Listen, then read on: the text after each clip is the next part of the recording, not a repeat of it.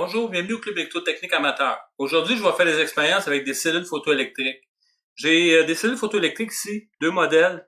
Un modèle plus commun, un petit modèle un peu plus petit. Je vais utiliser les cellules photoélectriques dans le but d'en faire un optocoupleur. Puis on va faire quelques expériences par rapport à ça, pour voir l'effet amplificatrice d'un système optique comme ça. Donc, je vais vous expliquer les dessins que j'ai faits. Entre autres, le premier montage qui est ici, ça va être une mémoire qui va être faite tout simplement avec des composants de base, résistance, LED et une cellule photoélectrique. Les fameuses cellules photoélectriques qui varient la résistance interne selon l'intensité de la lumière. Donc, moi, j'ai pris un modèle qui varie de 100 ohms à 30 K. C'est une petite cellule qui est assez efficace. Donc, ici, j'ai les deux LED. Vous avez une résistance de 2K2, les deux LED. Donc, par le fait même, lorsque le courant va passer dans les deux LED, vous allez avoir un effet ici directement sur la cellule photo. Vu que les deux sont proches, il va y avoir un feedback qui va se faire en tension, qui va ramener le courant pour créer le principe de la mémorisation. Donc, il va y avoir une mémorisation qui va se faire. Une fois que l'impulsion va arriver, le courant va se maintenir, la LED va rester allumée. Donc, les deux LED vont rester allumées ici. La seule façon de pouvoir désamorcer, ça va être de peser sur le bouton Reset, qui est normalement fermé. Donc, vous avez un set et un reset. Ça, c'est le premier montage qu'on va expérimenter. Le deuxième, c'est le même principe, sauf qu'au lieu de mettre directement un bout de fil, je vais rajouter un réseau RC, 22K 100 micros, dans le but de créer une oscillation. Vous allez avoir un feedback positif, donc on va avoir une oscillation, une constante de temps, ça devrait osciller des alentours d'à peu près 1 Hz.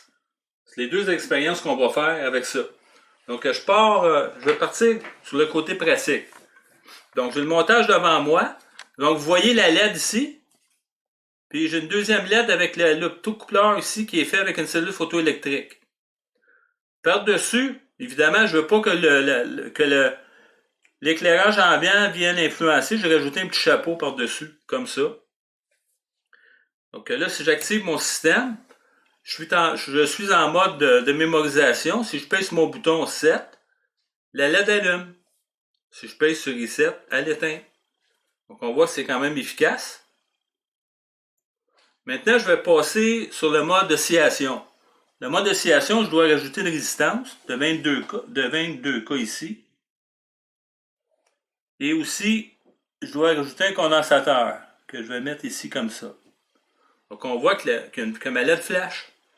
Il y a vraiment un clignotement ici qui se fait. Qu'est-ce qui est intéressant, c'est qu'on peut jouer aussi avec des condensateurs. On peut en rajouter un deuxième, exemple. On va avoir un RIP qui va être beaucoup plus slow.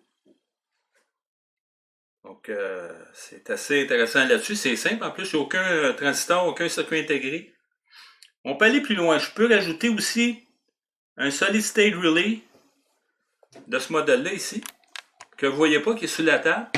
Je vais le mettre en série avec la cellule photoélectrique. Si ça fonctionne, on devrait avoir un clignotement. Voyez-vous, j'ai un clignotement qui se fait. C'est intéressant. Ma lampe allume. Je vais l'éteindre. Donc, comme vous pouvez voir, c'est un système qui est simple, mais qui peut fonctionner sans problème, sans amplification. Donc, merci. À la prochaine.